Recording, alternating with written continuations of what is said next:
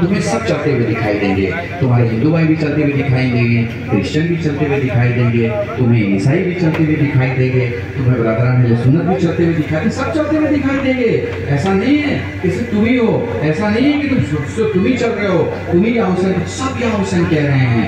मगर देख लो नजदीक जाकर देख लो कि अगर इसकी आंखें हुसैन के नाम पे तड़पती हैं तो उसका दिल अली के नाम पे मुस्कुराता है कि नहीं मुस्कुराता है? महसूस कर पा रहा हूँ मैं क्या कह रहा हूँ? नहीं, जरा और नजदीक मिसाल तो ये जो मेरे बच्चे बैठे हैं, बाप ने माँ के कहने पर बच्चे को 6 करोड़ की मर्सिडीज दिला दी, बच्चा बहुत खुश है, मगर मर्सिडीज के एजेंट ने बताया कि सर वो इम्पोर्टेंट इंश्योरेंस अगर कर लीजिएगा तो आपको लाइफ भर पैसा नहीं देना पड़ेगा, जब भी गाड़ी में कुछ गड़बड़ होगा हम मुफ्त में आपकी आपको फैसिलिटी प्रोवाइड करेंगे, और अगर कभी एक्सीडेंट हो गया, खुदा ना करे, तो हम आपको नई गाड़ी दे देंगे। समझ गए ना? तो उसने कहा अच्छा फिर कितने पैसे देने पड़ेंगे? उनका अगर एक मुश्त देना है तो ये पैसा देना है, और अगर महीने देना है तो ये पैसा देना है, और साल में देना है तो ये पैसा देना है। जिंदगी भर के लिए अगर आपको चाहिए तो हमारी गारंटी के सामने फुल जो हमारा इंश्योरेंस है वो इतने पैसे का बनता है। अब बताओ, उसने 6 करोड़ की गाड़ी खरीदी और पता नहीं कितने लाख का इंश्योरेंस ले लिया। मैंने पूछा आप जरूरत क्या थी इंश्योरेंस की? नई गाड़ी है, कौन सी खराब हो जाएगी, 4 चक्के नहीं है, 5 चक्के हैं, होगी तो देखा जाएगा। उनका नहीं मौलाना, ऐसे अंदाज में जिंदगी नहीं जी जाती, क्या पता कब क्या हो जाए, इसलिए इंश्योरेंस लेना बहुत जरूरी है ताकि कभी कोई गड़बड़ हो तो इंश्योरेंस हमें सिक्योर कर ले। पर तीसरे दिन ही एक्सीडेंट हो गया, गाड़ी के दोनों दरवाजे बाहर निकल गए, बच्चे की जान बच गई। अब मालूम हुआ कि साहब गाड़ी तो बड़ी महंगी थी, अब क्या होगा? उनका नहीं मौलाना परेशानी कोई बात नहीं है, हमने तो लेटर लिख दिया है, इंश्योरेंस कंपनी ने आके विजिट कर लिया है, देख लिया कि वाकया सच्चा है, झूठा नहीं है, सब कुछ कंफर्म हो चुका है। मैंने कहा फिर क्या होगा, आपको पैसा मिलेगा? उनका नहीं, पैसा हमें नहीं मिलेगा, पैसा मर्सिडीज कंपनी को मिलेगा और वो हमें नई गाड़ी दे देगा। समझ रहे हैं? नई गाड़ी दे देगा। इस फलसफे को बड़े नज़दीक से समझना। खुदा की कसम जो कहने जा रहा हूँ तुम्हारी ज़िंदगी के लिए हदिया है, सिर्फ इस तकरीर के लिए नहीं। तो देखो ये गदीर का एहसास जिनके दिलों में होता है ना, जब ये महशर के मैदान में गदीर के इंश्योरेंस अपने अमाल के साथ लेके जाएंगे तो होगा ये कि फरिश्ता कहेगा तेरा रुकू ठीक नहीं है, तेरा सजदा ठीक नहीं है, तेरा क़याम ठीक नहीं है, तेरा क़ऊद ठीक नहीं है, तेरा वज़ू ठीक नहीं है। ये कहेगा गदीर तो मेरे पास है। समझ रहे हैं मेरी बात को? दुरूद पढ़े मोहम्मद।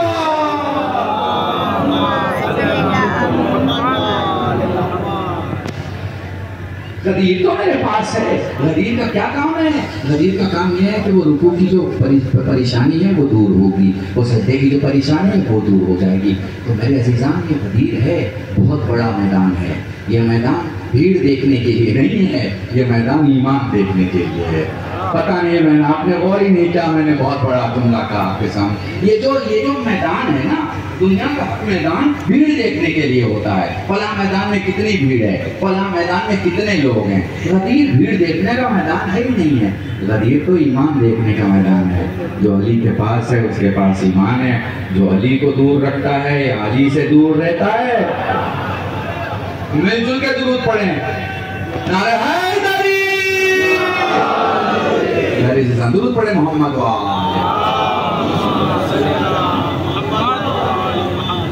बस इसी तरह मुझसे मेरे करीब रहिएगा। तो ये जो मौला के चाहने वाले लोग हैं ना, ये बड़े अहम होते हैं। हम लोग कौन लोग हैं? हम लोग फैन लोग हैं। हम लोग वो 100% के चाहने वाले नहीं हैं, हम लोग 100% के चाहने वाले नहीं। हम लोग प्रोग्राम वाले लोग हैं, हम लोग मजलिस वाले लोग हैं, हम लोग अंजुमन वाले लोग हैं, हम लोग नौहे खान वाले लोग हैं, हम लोग गांव वाले लोग हैं। समझ रहे हैं इसका मतलब? समझ रहे हैं? अभी मान लीजिए कि 10 गाँव से बेला परसा में अंजुमन आई हैं, ठीक है ना? तो एक अंजुमन जौनपुर की है, कानपुर की है, सुल्तानपुर की है, फला जगह की। अच्छा ये मैं ऐसे ही नाम ले रहा हूँ, मैं किसी को टारगेट नहीं कर रहा हूँ, ठीक है? तो अब इन अंजुमनों के सारे जवान आगे मातम कर रहे हैं, मातम कर रहे हैं। तो किसका मातम कर रहे हैं? किसका मातम हो रहा है? नौहे पे हो रहा है। नौहा किसका है? नौहा उन्हीं के नौहे खान का है। और अगर उनको मातम करना है तो वो दूसरे नंबर पे भी कर सकते हैं। बोले नहीं, वो तो उनका नंबर चला जाएगा और वो चले जाएंगे, ठीक है ना? महसूस कर पा रहे हो, है ना? वो मातम करेंगे, नौहे पे भी मातम करेंगे, मगर उनका अपना नौहा खान है, वो नौहे खान पे ही मातम करेंगे। उनका नौहा खान चला गया, उनका मातम चला गया। میرے عزیزوں یہ مجھے نہیں پتا ہماری یہ ٹینڈنسی کب سے ہو گئی، مجھے نہیں پتا ہماری یہ پہچان کب سے ہو گئی، مجھے نہیں پتا ہم نے یہ کب سے مان لیا کہ نوحہ الگ ہوتا ہے اور ماتمدار الگ ہوتے ہیں۔ نہیں میرے عزیزان، نوحہ کوئی بھی پڑھے، اگر تم یہاں ماتم کرنے آئے ہو تو پھر ماتم کرو، اگر تم یہاں مجلس سننے آئے ہو تو کوئی بھی ذاکر ہو، کوئی بھی خطیب ہو، فرق نہیں پڑتا۔ کسی میں کوئی آسمان سے آئے ہوئے پر نہیں لگے ہیں کہ فلانا علامہ صاحب آئے ہیں تو بہت بزرگ ہیں، بہت بڑے ہیں، نہیں۔ تم یہاں بیٹھے ہو تو اتحاد لوگوں کو سمجھ میں آنا چاہیے۔ تمہیں پتہ ہے عجیب سی بات بتا رہا ہوں، ہاں بالکل اسی طرح مجھے سنو، عجیب سی بات بتا رہا ہوں، جن کی آبادی 85 لاکھ ہے ہندوستان میں، 85 لاکھ، وہ ایک ساتھ چل رہے ہیں۔ جن کی 1.5 کروڑ آبادی ہے وہ ایک ساتھ چل رہے ہیں۔ جن کی میکسیمم 2.5 کروڑ آبادی ہے، مسلمان کہنے کو 25 کروڑ 20 کروڑ کہہ دیتا ہے، لیکن آپ کو پتہ ہے ان کے مکتب فکر الگ الگ ہیں، ٹھیک ہے نا؟ تو اگر ہم ان 22-23 کروڑ مسلمانوں کو مکتب فکر میں بانٹ دیں، حنفی کو الگ کر دیں، شافعی کو الگ کر دیں، مالکی کو الگ کر دیں، حنبلی کو الگ کر دیں، دیوبندی کو الگ کر دیں، بریلوی کو الگ کر دیں، تو میکسیمم تعداد ایک کی 2.5 کروڑ ہوگی۔ کتنی ہوگی؟ 2.5 کروڑ۔ تم اکلوتے 6 کروڑ ہو، اکلوتے 6 کروڑ ہو، مگر 6 کروڑ کہیں دکھ پاتے ہو؟ نہیں دکھ پاتے ہو۔ کیوں نہیں دکھتے؟ کیونکہ ٹکڑیاں الگ الگ ہیں تمہاری، تمہارے جتھے الگ الگ ہیں، تمہارے یہ گروپس الگ الگ ہیں، تمہارے یہ لوگ الگ الگ ہیں۔ جس کو تھوڑا سا علم آ گیا اس نے اپنا ہی چراغ جلا لیا، پتہ نہیں تم نے محسوس ہی نہیں کیا میں کیا کہہ رہا ہوں تمہارے گھر میں، ہے نا؟ تھوڑا میں پیاری آدمی ہوں، پوربی ہوں، سے جس کی بدھی میں تھوڑی سی ڈبری بڑھ گئی اور تھوڑی سی رونق آ گئی اور تھوڑا سا وہ جو تیل کا چراغ ہوتا ہے نا، تھوڑا سا تیل کا چراغ دماغ کے طاق پہ رکھ دیا گیا، اس نے خدا کی قسم اپنا ہی گروہ بنا لیا، اپنا ہی گروہ بنا لیا۔ دین لو ہم سے لے لو، ایمان لو ہم سے لے لو، اسلام لو ہم سے لے لو، قرآن لو ہم سے لے لو۔ نہیں بھیا، ہم دین لیں گے تو حسین سے لیں گے، ایمان لیں گے تو علی سے لیں گے۔ سلامت رہو ساتھ مل کے۔ سمجھے میرے عزیزان، اس وقت تمہیں کس چیز کی سب سے زیادہ ضرورت ہے؟ اتحاد کی، اتحاد۔ تھانے پہ کون سی چیز کام آتی ہے؟ اتحاد۔ پولیس نے اگر کوئی گڑبڑ کی ہے کیا کام آئے گا؟ اتحاد۔ ڈاکٹر نے کچھ گڑبڑ کر دیا ہے کیا کام آئے گا؟ اتحاد۔ ایک مریض کو لیا، اس نے پیسہ لینے کے لیے بے وقت اس کا ہارٹ کا سرجری کر دیا، مان لیا تھوڑی دیر کے لیے، اس کے چھوٹے چھوٹے بچے ہیں، ٹھیک ہے، اس کی گھر کی عورتیں بات نہیں کر پا رہی، آپ میں اتحاد ہوگا، آپ ڈاکٹر سے پوچھیں گے میڈیکل ایمرجنسی کا کیس ہے، تمہیں پورا پیسہ بھرنا پڑے گا، تم اس کی تیاری رکھو اور ہم کیس کریں گے۔ کب کہیں گے؟ جب اتحاد ہو، کب کہیں گے؟ جب ایک وقت میں 1000 جواب نکلیں گے۔ ماؤں نے تو ہمیں یہاں تک پہنچایا کہ ہم بول سکتے ہیں کہ ہمارا ایمان بھی بلند ہے، تعداد بھی بلند ہے، ٹھیک ہے نا، ہمارے نمبر اور آنکڑے بلند ہیں، مگر ہمیں یہ جو بھٹکایا ہوا ہے نا گروپوں میں، گروہوں میں، ہے نا، ایک دوسرے کو چھوٹا سمجھ رہا ہے، ایک دوسرے کے پروگرام پہ اپنے پروگرام کی فوقیت کرنے کے لیے، اپنے اسٹار اور اپنے معاملات کو اونچا کرنے کے لیے اپنے پوسٹر، بینر، میں تو کہنے والا ہوں بھیا مجھے بلا، میرا نام بھی مت لکھو، فوٹو بھی مت چھاپو، یہ تو فوٹو چھاپنا ہی ختم کر دو۔ یہ فوٹو نے، اس چھپاس کی بیماری نے ہمارے قوم کو کہاں سے کہاں پہنچا دیا، ٹھیک ہے۔ مولانا صاحب کو بلاؤ، ان سے کہو آپ کو ہدیہ ڈبل دیں گے لیکن فوٹو نہیں چھاپیں گے آپ کی، فوٹو مت چھاپو، نام کے آگے القاب مت لگاؤ۔ یہ عزتیں نا لفظوں میں نہیں رہتی، عزتیں لفظوں میں نہیں رہتی، عزتیں کرداروں میں رہتی ہیں، کرداروں۔ اگر تمہارا کوئی مولوی محترم ہے نا، اگر تمہارا کوئی مولوی محترم ہے تو اسے تم سے گزارش نہیں کرنی پڑے گی کہ مجھے علامہ کہو یا آیت اللہ کہو یا حجت الاسلام کہو، وہ آئے گا تو تم کھڑے ہو کے بتاؤ گے یہ ہم میں سب سے بڑا ہے۔ محسوس کر پا رہے ہو؟ محسوس کر پا رہے ہو؟ ان چیزوں کو بھی ختم کرنا ہوگا۔ آج سیلف پروجیکشن کی بات ہوتا ہے، سیلف پروجیکشن کی بات۔ سیلف پروجیکشن میں کیا ہوتا ہے؟ لوگ خود ہی اپنے آپ کو پروجیکٹ کر رہے ہیں، خود ہی پروجیکٹ کر رہے ہیں، مجھے پہچانو، مجھے جانو۔ یہ پگڑی خود کو پہچانوانے کے لیے تو نہیں پہنی تھی نا، یہ تو حسین کو پہچانوانے کے لیے پہنی تھی نا۔ یہ ٹوپی جو ہم نے لگائی تھی یہ اپنے نام و نمود کے لیے تو نہیں لگائی تھی نا، یہ تو علی کے نام و نمود کے، علی کے غلاموں کے نام و نمود کے، یہ علی کے چاہنے والوں کے، علی کے شیعوں کے، علی کے کلمہ اور علی کے نعرہ لگانے والوں کے لیے کہ پہچانو شیعہ قوم کتنی عظیم قوم ہے، شیعہ قوم کتنی بڑی قوم ہے۔ مجھے یاد آ گیا وہ آپ کے گاؤں میں، گاؤں کا نام مجھے کیا ہاں پیڈر نے ایک جملہ کہا تھا، تم اپنے مدارج کو، اپنے مرتبے کو سمجھو، اپنے مرتبے کو تمہیں اللہ نے بہت بلند بنایا، خدا کی قسم بہت بلند بنایا ہے، اپنے مدارج کو سمجھو۔ دنیا کا کوئی سلطان، دنیا کا جوان نماز پڑھنے والوں اور مانا کریں، دنیا کا کوئی سلطان یہ دعویٰ نہیں کر سکتا کہ اس کے بیت المال میں سارا پیسہ حلال ہے۔ دنیا کا کوئی سلطان یہ دعویٰ نہیں کر سکتا کہ اس کے بیت المال میں سارا پیسہ حلال ہے۔ یہ دعویٰ تو بس ماتمدار کر سکتا ہے کہ اس جسم میں حلال خون ہے، حرام خون ہے۔ بس میرے عزیز، وقت نہیں ہے، اتحاد کی ضرورت ہے، اتحاد کی۔ آپس میں میں تمہیں آزادی دیتا ہوں خدا کی قسم، علماء آئے بہت عزت کرو، ان سے مجلس پڑھوانی، پہلے سے بول دو کہ یہ فلاں عنوان پہ ہم سننا چاہتے ہیں۔ میں تمہیں سے کسی سے اٹھا کے کہوں کہ بتاؤ جناب ابو ذر کب پیدا ہوئے، بتا پاؤ گے؟ نہیں بتا پاؤ۔ بتاؤ جناب سلمان کا واقعہ اگر اس پورے مجمع میں کسی نے بول بھی دیا تو ایک دو کے بولنے سے تھوڑی معلومات سب کی جنرل ہو جائے گی اور زیادہ ہو جائے گی۔ اپنے علماء سے سیکھو، علماء میں کمی نہیں ہے۔ پرابلم یہ ہے کہ آپ نے مجلس کا ایک پیٹرن بنا دیا، ایک سیٹ کر دیا، ایسی مجلس ہوگی تو آپ نعرے لگائیں گے، ایسی مجلس ہوگی تو آپ داد دیں گے۔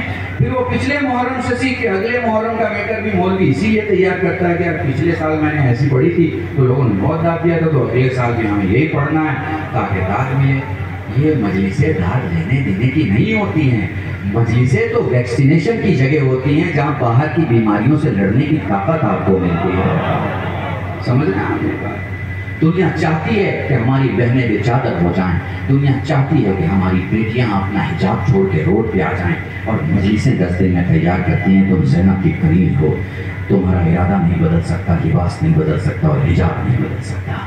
تو یہ مجلسیں ہیں جو ان میں اس چادر کو اوڑھنے کی طاقت دیتی ہیں، اس چادر کو سنبھال کے لے کے چلنے کی ہمت دیتی ہے۔ ہاں دنیا آپ کو بتاتی ہے ارے چھوڑو یہ کالا کرتا کیا ہے اور یہ 10 دن کیا ہے، مگر مجلس اعضا آپ کو بلاتی ہے۔ تم نے وعدہ کیا تھا، وہ حلم ناصرین کی جو آواز حسین کربلا میں بلند کی تھی، تم نے وعدہ کیا تھا مولا، اور آج تم کہتے ہو فیالتنکم تمعکم فافوز معکم، میرے مولا کاش ہم کربلا کے میدان میں ہوتے، تجھ پر اپنی جان قربان کرتے۔ میں بڑے آرام مقام سے پڑھوں گا، میں مسائب تک آ گیا، میں واقعی شکر گزار ہوں۔ مجھے پتا ہے بہت گرمی ہے، بہت گرمی ہے نا، مگر بیلا پرسا والوں نے یہاں پہ ٹینٹ بھی لگایا ہوا ہے نا تاکہ کم سے کم جتنی گرمی کم کر سکے نا، کرے ہیں نا۔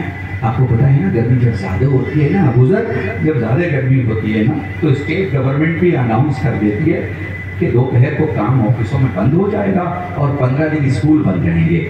میں نے پوچھا کہ یہ اسکول کیوں بند کیے جاتے ہیں؟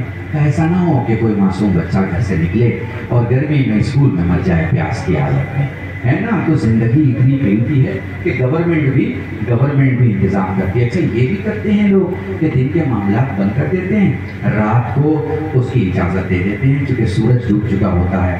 رو کے دل نے کہا کاش کربلا میں بھی کسی نے سوچا ہوتا کہ 11 محرم کو اجڑ کے نکلنے والا قافلہ دن میں نہیں چلے گا، رات میں چلے گا۔ سید سجاد ہیں اپنی ماں بہنوں کو ایک جملہ دیا کر رہا ہوں۔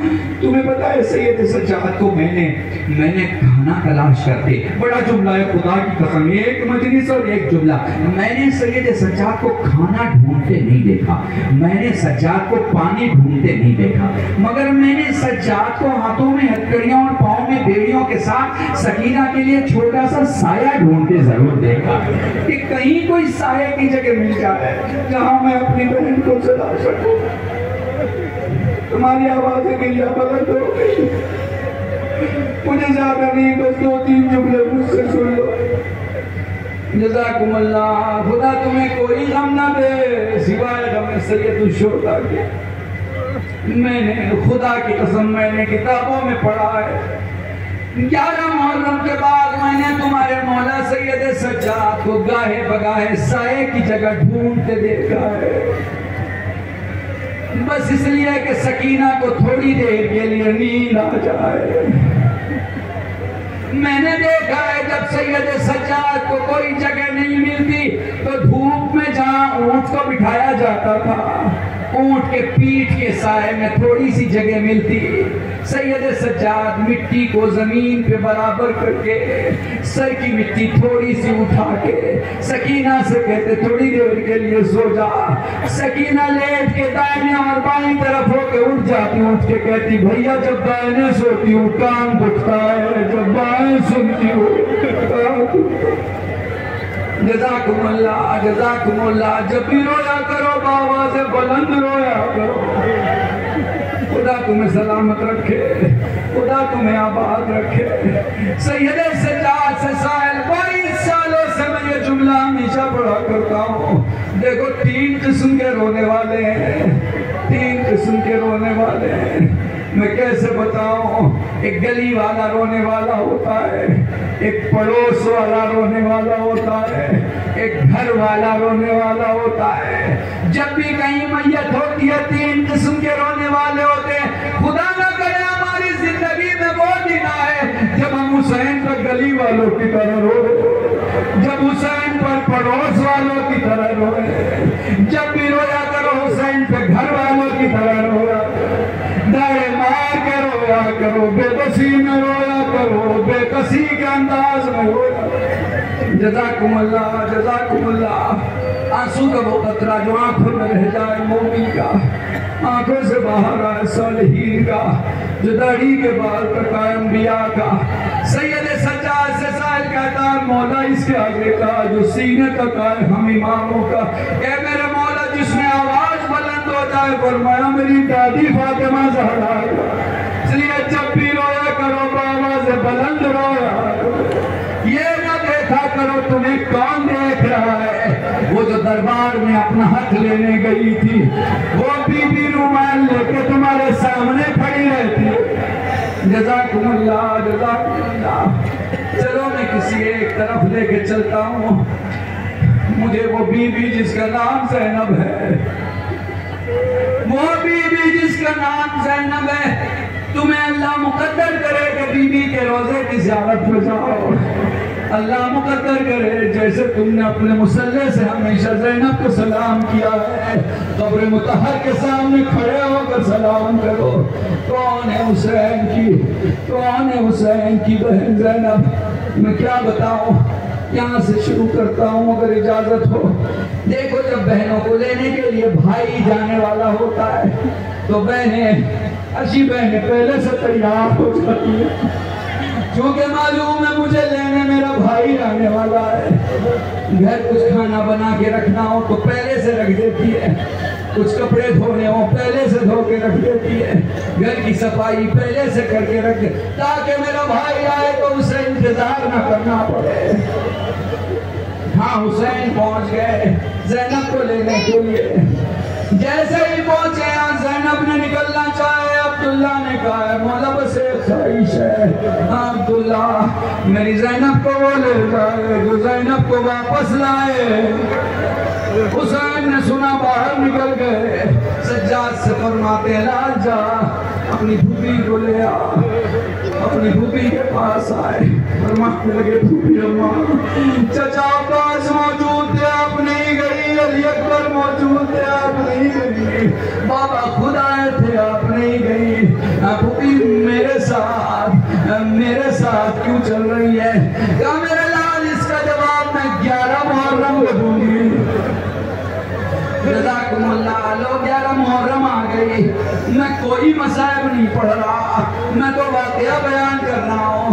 11 محرم آ گئی، سید سجاد ہاتھوں میں ہتھکڑیاں، پاؤں میں بیڑیاں، گلے میں توق خاکار۔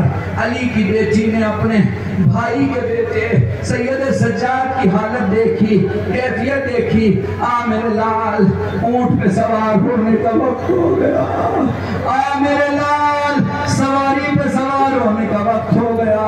تاریخ کے عجیب جملے ہیں، زینب بیٹھی، زینب بیٹھی، ایک جملہ سنو گے، زینب بیٹھی، علی کے پوتے نے پاؤں رکھا، علی کی بیٹی گر گئی۔ جزاکم اللہ، جزاکم اللہ۔ میں کیسے بتاؤں وہ علماء نے اسے کچھ یوں لکھا ہے اور کچھ یوں بیان کیا ہے کہ ایسی کیفیت تھی، خود زینب جب سوار ہونے کے لیے کھڑی ہوئی، خود زینب جب سوار ہونے کے لیے کھڑی ہوئی، سید سجاد نے اپنے گھٹنے موڑے، پھوپھی اماں آپ سوار ہو جائیں، پھوپھی اماں آپ سوار ہو جائیں۔ ادھر سید سجاد کے پاؤں پہ زینب نے قدم رکھا، ادھر سجاد گر گئے، ادھر سجاد گر گئے۔ فضا نے یہ منظر دیکھا، دوڑ کے آئی، خود سجدے کی حالت تک جھکی، زینب نے قدم رکھا، سواری پہ سوار ہوئی، قافلہ کربلا سے چلا، قافلہ کربلا سے چلا، قافلہ کوفے پہنچ گیا۔ بس ایک واقعہ، چھوٹا سا واقعہ مجلس تمام کر دوں گا۔ ایک بی بی ہے جس نے اسی کوفے میں زینب سے درس قرآن لیا ہے، ایک بی بی ہے جس نے اسی کوفے میں زینب سے درس قرآن لیا ہے، تفسیر قرآن سنا ہے۔ معلوم ہے آپ کو وہ بی بی پھر زینب سے جدا ہو گئی، وہ بی بی پھر زینب سے جدا ہو گئی، چونکہ شہزادی مدینے کی طرف چلی گئی۔ وہ انتظار کرتی تھی کوئی موقع آئے جو میری شہزادی مجھ سے ملاقات کریں، کوئی موقع آئے جب میں اپنی معلمہ سے مل سکوں، کوئی موقع آئے جب میں اپنی استاد سے جس نے مجھے قرآن سکھایا ہے اس سے مل سکوں۔ اسے کوئی چارہ نہیں دکھا کہ بی بی سے ملاقات ہوگی۔ اس نے ایک منت مانی، خدایا اگر زینب سے ملاقات ہو گئی تو میں ایک منت مانتی ہوں کہ اس شہر میں آنے والے ہر قافلے کی ضیافت کروں گی، ہر مجبور تک روٹی یا کھجور پہنچاؤں گی۔ جب بھی کوئی قافلہ کوفے میں داخل ہوتا، اس بی بی کو پتہ چلتا، یہ پہلے بچوں کے ذریعے سے روٹی اور کھجور کا انتظام کر کے بھجوا دیتی۔ ایک دن ایسا ہوا، اس کے بچوں نے اسے واپس آ کے کہا کس کے لیے یہ بھجوایا تھا؟ آج تو عجیب قافلہ آیا ہے جس کے بچوں کو ہم نے کھجور اور روٹیاں جب دی تو ایک بڑی ضعیفہ آگے آ کے ان بچوں کے ہاتھوں سے لے کے کہتی صدقہ ہم پہ حرام، جزاکم اللہ، صدقہ ہم پہ حرام ہے، صدقہ ہم پہ حرام ہے، اسے لے جاؤ، جس نے تمہیں دے کے بھیجا ہے اسے واپس کر دو۔ بچوں اور بڑوں نے بتایا وہ بی بی صدقہ حرام کہہ رہی ہے۔ جلدی سے اس بی بی نے چادر لی، چادر سر پہ اوڑھی، دوڑتی ہوئی بازار کی طرف آئی، قیدیوں کو دیکھ کے کہا قیدیوں ذرا مجھے بتاؤ تو صحیح کہ تمہارا رہبر کون ہے، بتاؤ تو صحیح تمہارے قافلے کا قافلہ سالار کون ہے۔ ایک بی بی جو ضعیفہ ہے وہ کہتی ہے میرے قریب آؤ، کیا بات کرنا چاہتی ہو؟ کبھی بھی ایک بات بتائیں، آپ نے ابھی میرے بچوں سے کہا ہے کہ آپ کے لیے یہ صدقہ حرام ہے، ذرا بتائے تو صحیح یہ صدقہ آپ پہ کیوں حرام ہے؟ تو بتا تو نے یہ نیت کیسے کی کہ تو ہر مسافر کو ہرانے والے کو صدقہ دیتی ہے؟ جزاکم اللہ، جزاکم اللہ، خدا تمہیں کوئی غم نہ دے۔ جملے سننا، جملے سننا۔ وہ کہتی بی بی میں اس شہر میں رہتی ہوں، اسی شہر میں میری بی بی زینب رہا کرتی تھی، مجھے قرآن پڑھایا کرتی تھی بہت دنوں سے، بہت سالوں سے۔ وہ بی بی اپنے بدن مدینے تھی، میری بڑی خواہش تھی، میں نے منت مانی تھی، جھکا ہوا زینب کا سر تھا، ذرا سا اٹھایا، اٹھا کے کہا ام حبیبہ تیری منت پوری ہو گئی۔ بس آخری جملہ بولو مجھے طاقت میں پڑھتا ہوں، ام حبیبہ تیری منت پوری ہو گئی۔ آپ کون؟ کہا میں وہی زینب ہوں، لیکن میں کیسے مان لوں؟